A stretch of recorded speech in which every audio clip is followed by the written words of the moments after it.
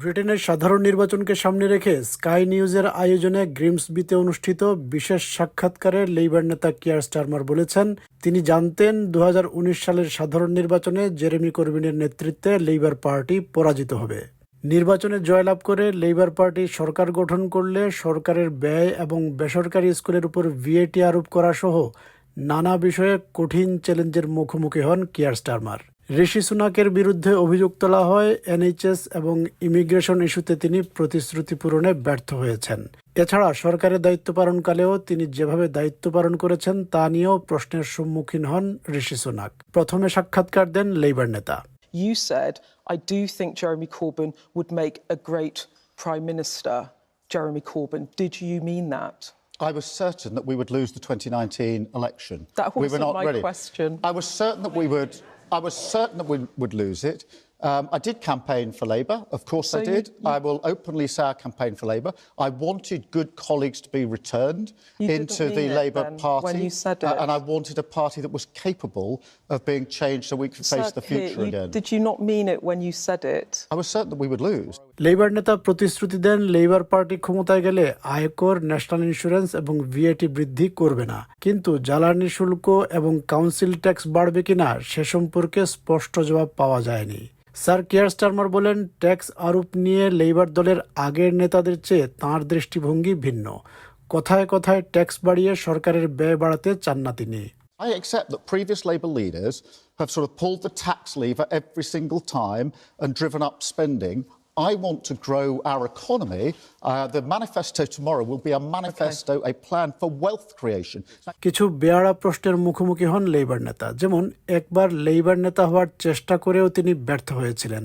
তিনি বলেন, এখন দল নয়, দেশের উপর মনোযোগ দিতে চান তিনি। আগামী 3 সপ্তাহের মধ্যে প্রধানমন্ত্রী নির্বাচিত হয়ে গেলে তিনি সবচেয়ে বেশি ভয় পান কি নিয়ে, এমন প্রশ্ন করেন স্কাই নিউজের সাংবাদিক bathe Rigby. What do you fear the most? Oh, the only real fear, I suppose, I have is for my family. I've got a boy who is just turning 16. He's 15 3/4. I've got a girl who's 13. These are really difficult ages for children. I don't fear the big decisions. Okay. In fact, I relish the chance to change our country. দর্শক সারিতে বসে যারা লেইবার নেতাকে প্রশ্ন করেন তারা উত্তর শুনে সহজে খুশি হতে পারছিলেন না। ডাক্তারদের মজুরি নিয়ে বেসরকারি স্কুলের ফির ওপর ট্যাক্স আরোপ করা সহ নানা বিষয়ে কঠিন প্রশ্নের উত্তর দেন কিয়ার স্টারমার। একজন দর্শক এমন প্রশ্ন করে বসেন, তাকে রোবটের মতো কেন লাগে? উত্তর দিতে গিয়েও অনেকটা রোবটের মতো আচরণ করেন লেইবার নেতা। Over the last year, I feel like you've formed into more of a politician than the person that I would have voted for to run the country. You seem more like a political robot. How are you going to convince others like me to vote for you? Well, the most... এরপরে আসে প্রধানমন্ত্রী ঋষি সুনাকের পালা। প্রশ্ন করা হয়, জনপ্রিয়তার জরিপে তিনি এত পিছিয়ে আছেন কেন? Your polling is now worse than in the dying days of the Liz Truss government. What's going so wrong? Well, I've got to say, Beth, it hasn't been an easy 18 months in general. So what I've done, though, is just keep going to try and do my best for people. 2 বছরের কম সময়ে conservative সরকারে 3 জন প্রধানমন্ত্রী এসেছেন। 4 জুলাই নির্বাচিত হলে তিনি যে প্রধানমন্ত্রীর পদে থাকতে পারবেন সে বিষয়ে তিনি কতটা নিশ্চিত? How do we know that if you won the general election, you'd still be Prime Minister in a year's time? I can appreciate people's frustrations. Of course, we haven't got everything right. I don't think any government does, and I know it's been very difficult for many people. Rishi Sunak যেসব প্রতিশ্রুতি দিয়ে পূরণে ব্যর্থ হয়েছেন সেসব বিষয়ে তাকে প্রশ্ন করা হয়। দর্শক সারিতে বসা উইলিয়াম ঋষি সুনাককে প্রশ্ন করেন, তরুণদের জন্য ঋষি সুনাকের পরিকল্পনা কি?